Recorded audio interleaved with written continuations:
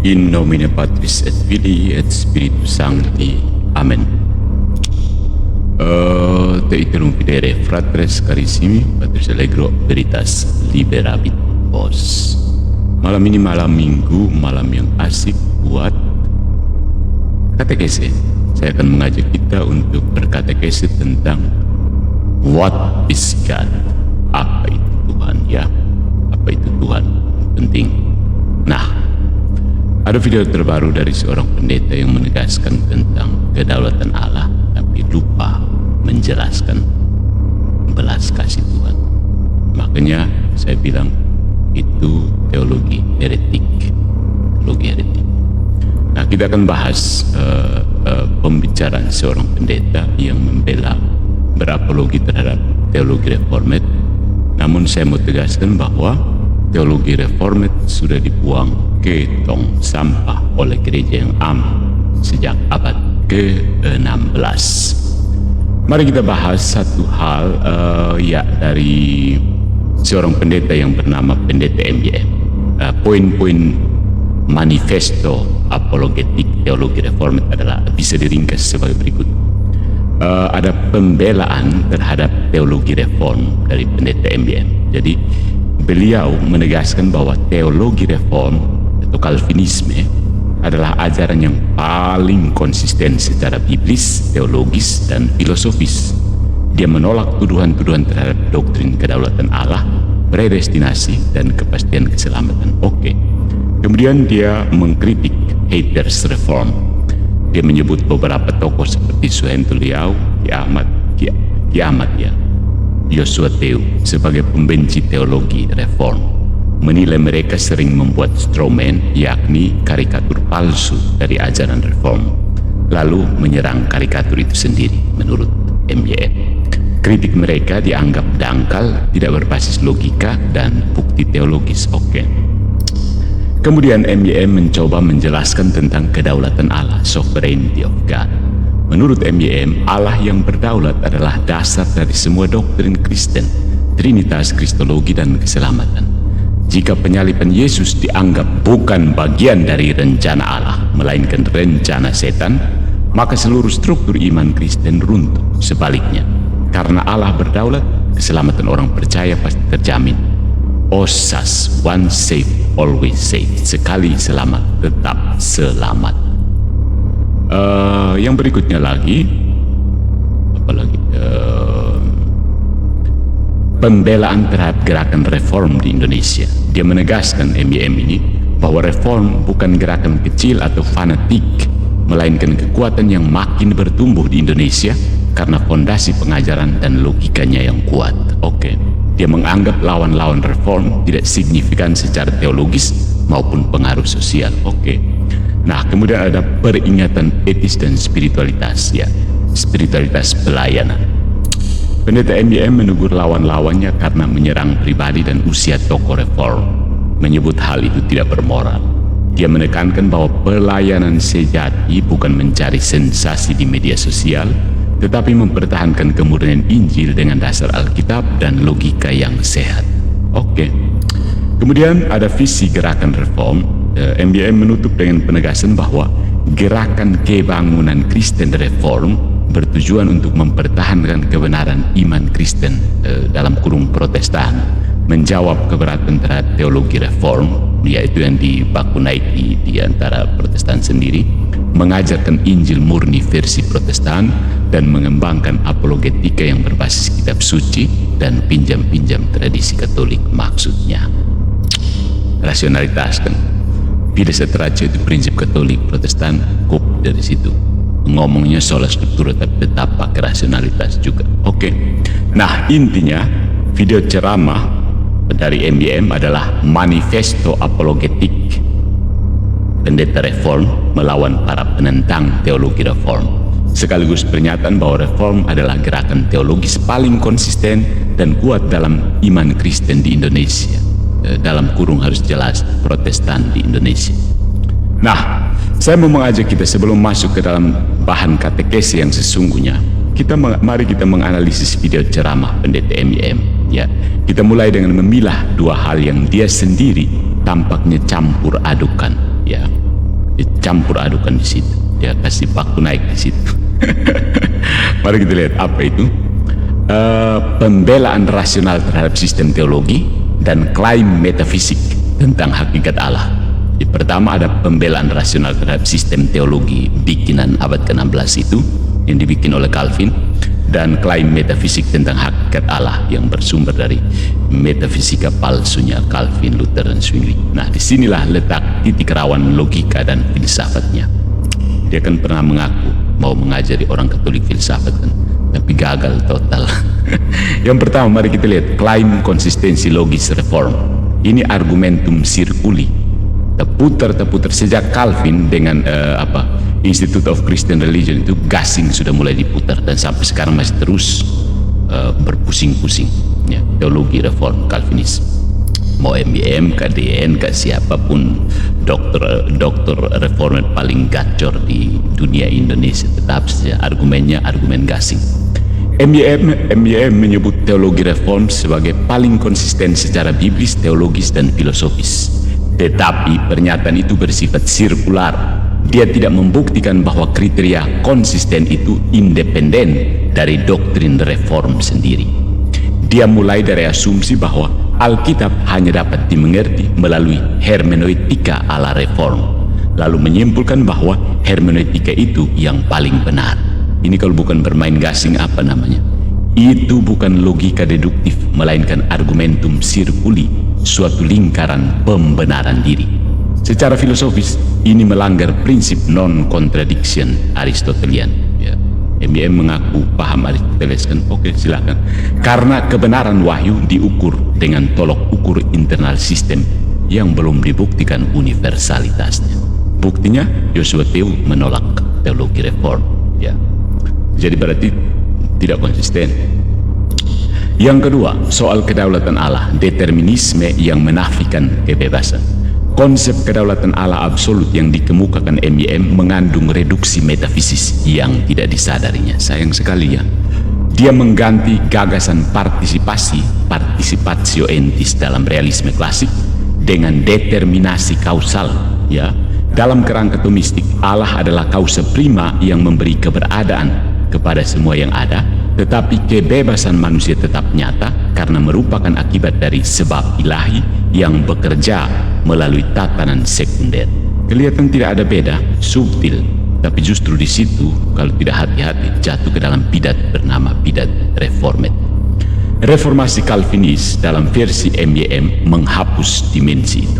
Jika semua tindakan sudah ditentukan, maka cinta dan kejahatan kehilangan makna moral. Allah menjadi penyebab langsung dari dosa tanpa ruang bagi kebebasan tercipta. Ini bukan teologi kedaulatan, tetapi monisme kausal yang secara filosofis meniadakan perbedaan antara actus Dei dan actus hominis. Itu tidak berhasil dijelaskan oleh pendeta reform dalam maupun luar negeri.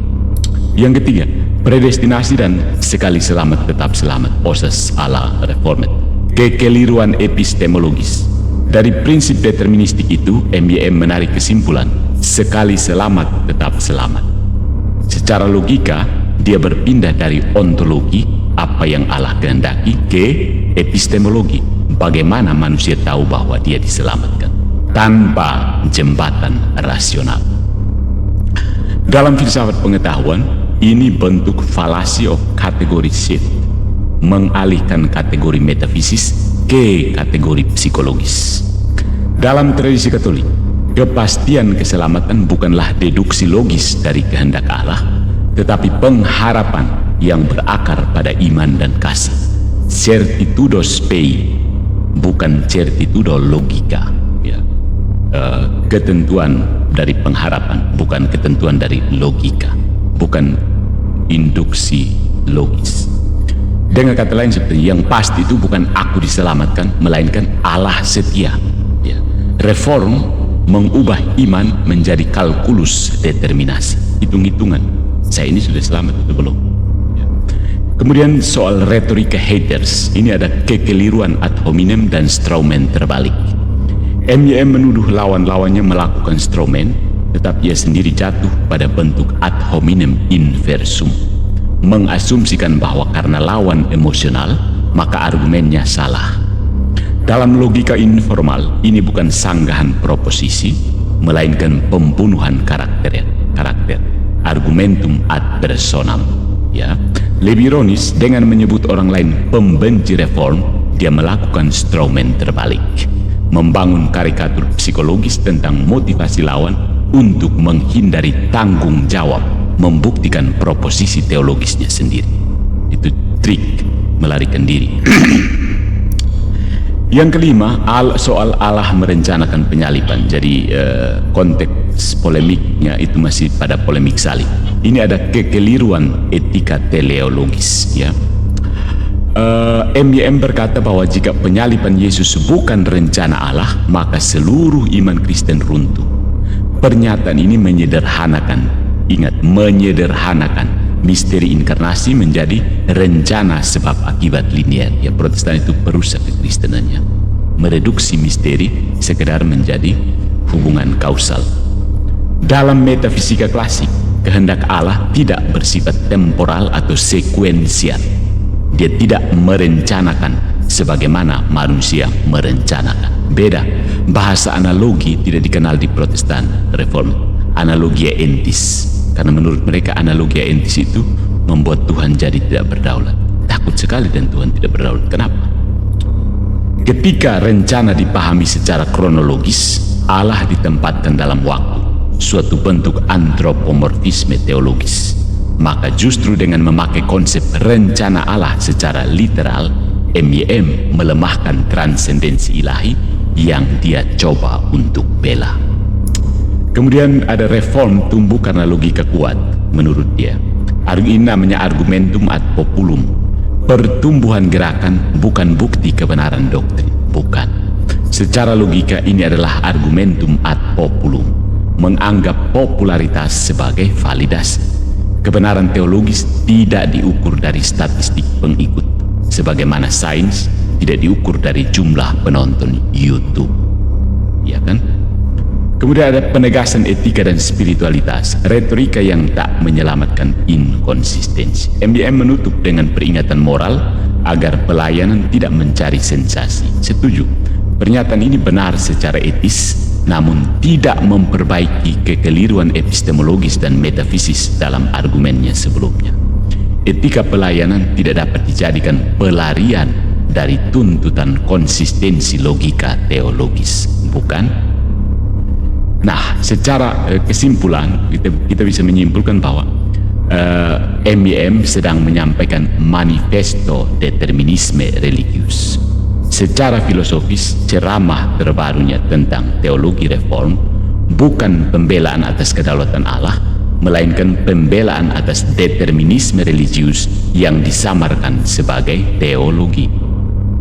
Dia mengganti relasi personal antara Allah dan manusia dengan tatanan hukum sebab akibat, mengganti kebebasan dengan kepastian, dan mengganti iman dengan kalkulus.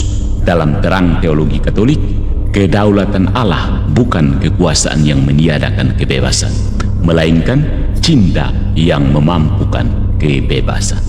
Karena itu, teologi reform versi MYM gagal secara logis dan filosofis. Dia menyusun bangunan argumentasi yang tampak kokoh, tetapi fondasinya runtuh oleh beban inkonsistensi internal. Ya, begitu. Saya akan tunjukkan. Ya. Jadi ini sebenarnya analisis terhadap ceramah manifesto determinisme religius ala MYM ini membuka arah lanjutan. Kita bisa membandingkan, atau ada yang tertarik silakan bandingkan determinisme reform dengan participation metaphysics, metafisika partisipasi dari Thomas Aquinas, dan konsep sinergia dalam tradisi timur. Di situ tampak bahwa kasih, bukan kedaulatan, adalah inti dari iman Kristen. Allah adalah kasih, bukan Allah adalah Dia yang berdaulat. Mari kita lihat, masuk ke inti katekese kita pada malam hari ini. Allah adalah kasih, bukan dekrit. Kritik Katolik terhadap teologi kedaulatan reform. Jadi, katekese ini mengkritik secara sistematis doktrin kedaulatan Allah dalam teologi reform, sebagaimana diungkapkan oleh pendeta MYM dalam pidatonya mengenai pembelaan iman reform. dengan menggunakan hermeneutika teologis Katolik dan kerangka metafisika klasik Thomas Aquinas, Agustinus, serta Konsili Trente, kita akan menunjukkan bahwa pandangan reform tentang predestinasi dan keselamatan bersifat deterministik, inkonsisten secara logika, dan tidak sesuai dengan struktur kasih Trinitarian yang menjadi inti dari iman Kristen. Nah, kritik ini menegaskan bahwa kasih bukan kedaulatan yang merupakan prinsip pertama, principium teologi ortodoks, maksudnya ajaran yang benar. Karena itu, sistem reform tidak dapat dianggap sebagai teologi Kristen ortodoks, melainkan konstruksi rasionalistis abad ke-16 yang menyalahi sintesis iman dan akal dalam tradisi gereja. Jadi sini yang menjadi keywords-nya adalah kedaulatan Allah, kasih ilahi, predestinasi, rahmat dan kehendak bebas, serta ortodoksi Katolik. Ya, vamonos. Poin pertama, teologi yang kehilangan wajah Bapa. Dalam salah satu pernyataan di videonya, Pendeta M.Y. berkata, ketika keselamatan itu kedaulatan Tuhan, maka yang percaya kepada Yesus Kristus pasti selamat, karena keselamatan itu hak prerogatif Allah. Oke. Pernyataan ini mencerminkan paradigma khas Calvinisme yang menempatkan potestas itu bahasa Latin artinya kekuasaan, potestas sebagai inti dari hakikat Allah. Ya, ingat, potestas.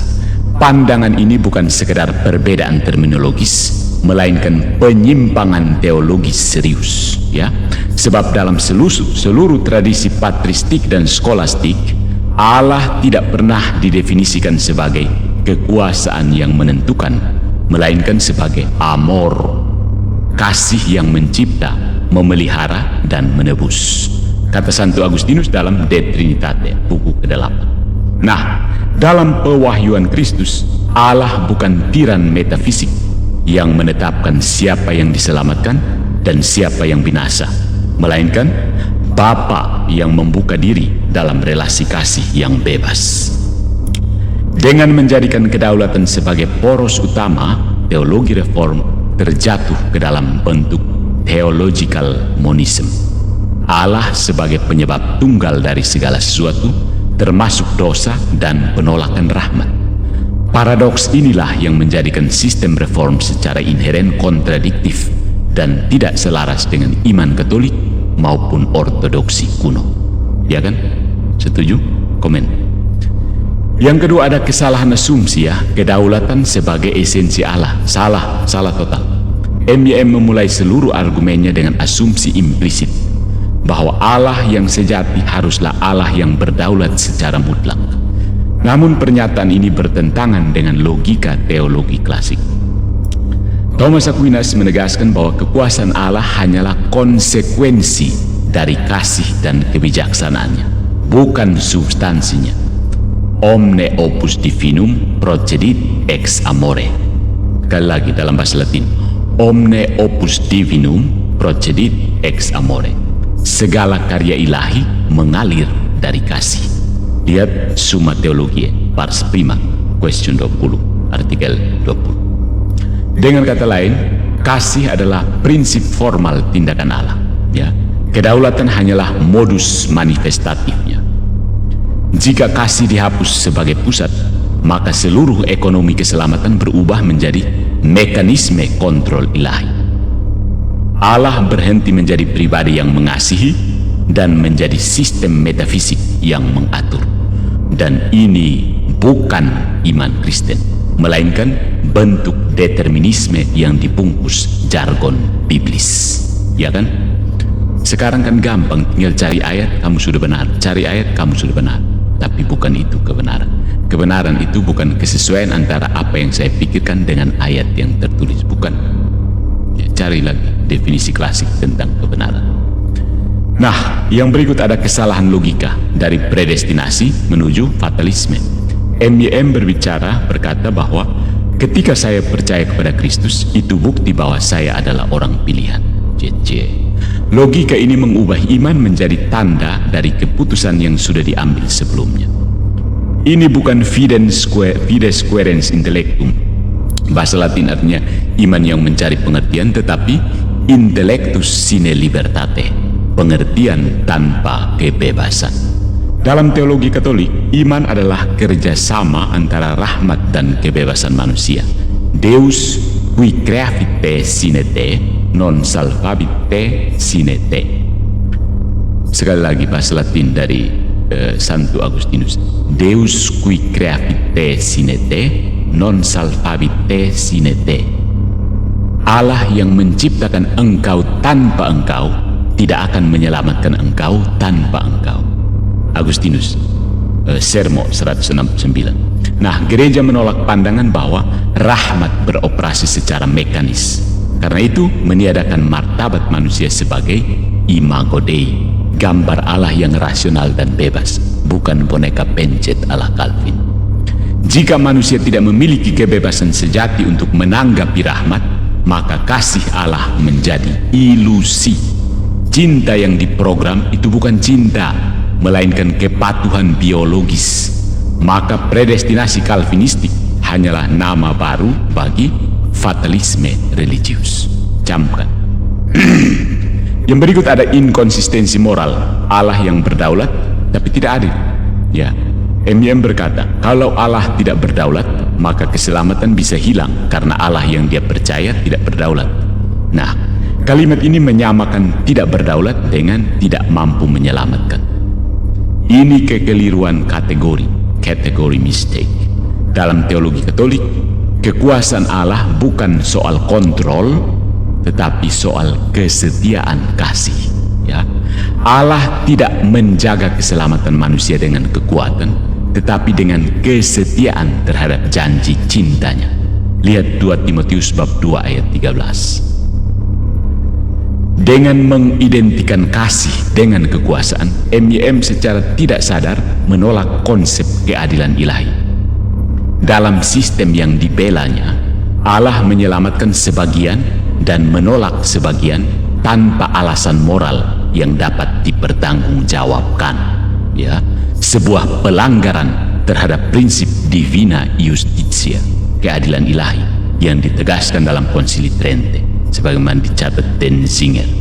Ya, kedaulatan tanpa keadilan menjadikan Allah tidak berbeda dari bangunan dasar, gagasan dasar gnostik, berkuasa tetapi arbitrer. Ya, saya kan pernah menyatakan proposisi Protestantisme adalah neognostik, dan yang paling getol membantah tanpa bantahan adalah MYM sendiri. Tapi justru dia sekarang menegaskan bahwa Protestantisme memang ke neognostisisme. Yang kelima ada inkoherensi kristologis, salib sebagai demonstrasi kekuasaan. Haus kekuasaan betul ini reform dong. Yes, MYM berkata bahwa Yesus mengalahkan dosa dan kematian karena ia berdaulat. Ya, di sini kedaulatan dijadikan motor keselamatan, bukan kasih, kan? Ya, pandangan ini bertentangan langsung dengan ajaran apostolik. Ya, dia merendahkan diri dan taat sampai mati, bahkan sampai mati di kayu salib.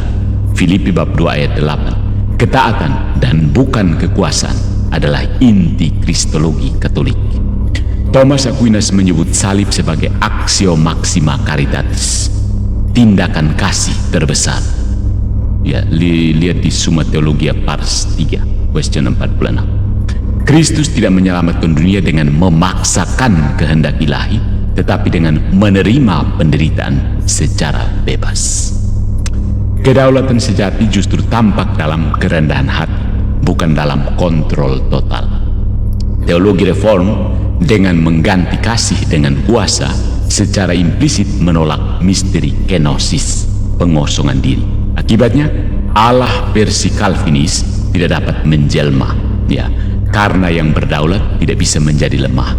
Karena itu MYM pernah saya pertanyakan bagaimana pandangannya tentang inkarnasi, dan ternyata berlepotan dengan bidat penjelasannya. Yang keenam ada kesalahan metafisik, Allah tanpa relasi. Ya, MYM berkata bahwa tidak ada satu bagian pun yang di luar kontrol dan kedaulatan Allah. Pernyataan ini meniadakan kebebasan ciptaan dan menjadikan relasi manusia dengan Allah sebagai simulasi. Ya. Dalam teologi Katolik, Eksistensi bukanlah rantai sebab akibat tunggal, melainkan ordo amoris, tatanan kasih. Lihat Agustinus dalam De Civitate Dei, chapter 15. Relasi Allah dengan ciptaan bersifat partisipatif, bukan kontrolatif.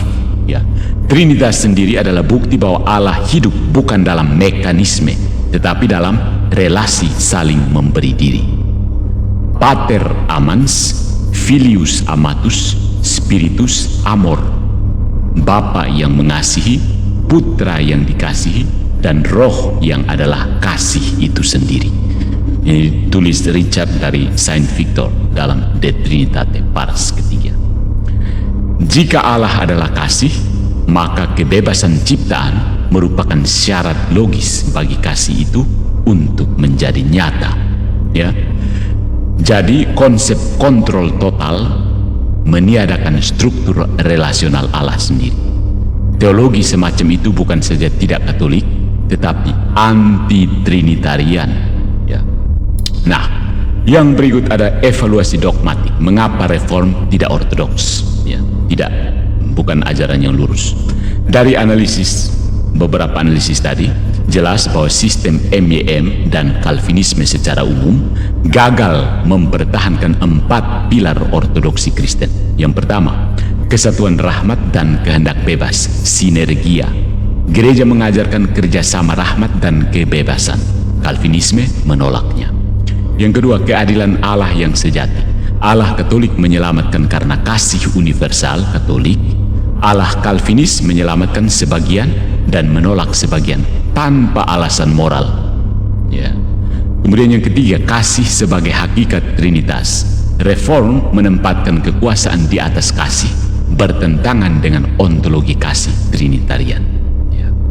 Dan yang keempat, inkarnasi sebagai kenosis, bukan denominasi, dominasi. Ya. Kenosis bukan dominasi. Kristus menyelamatkan dengan kelemah lembutan, bukan dengan dekrit kedaulatan. Jadi, teologi reform bukan saja tidak ortodoks, melainkan non-Christiana ratione amoris. Tidak Kristiani dalam logika kasih. Dia menggantikan Bapa dengan penguasa, kasih dengan keputusan, dan rahmat dengan sistem. Ya. Jadi, sebagai penutup, teologi reform adalah tong sampah sejarah dan kebangkitan kasih.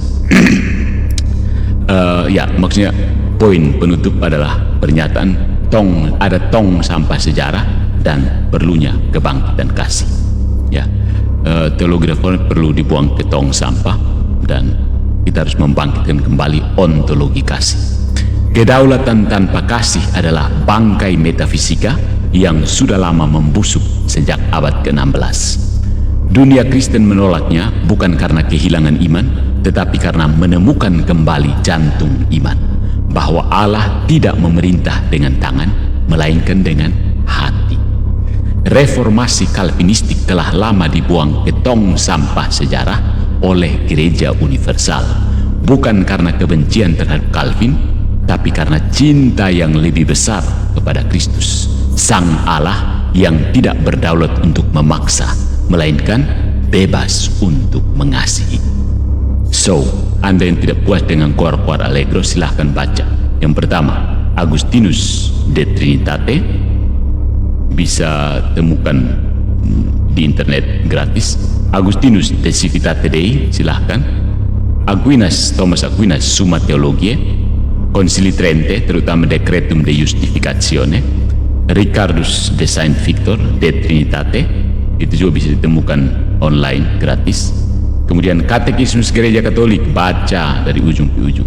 Yohanes Paulus II dalam ensikliknya Dominum et Vivificantem. Benediktus ke-16 dengan ensikliknya Deus Caritas Est. Baca, pahami, dan jangan coba-coba bikin instrumen ajaran Katolik. Ya, sekali lagi, teologi reform itu teologi boneka pencet. Tinggalkan dan jadilah orang Kristen sejati, orang Kristen yang bertumpu pada kasih, bukan kedaulatan ala para reformat yang haus kekuasaan itu. Jadi sebenarnya teologi itu sebenarnya proyeksi orang-orang abad ke-16 yang haus untuk berkuasa, bukan? Setuju? Mantap, player kalau setuju.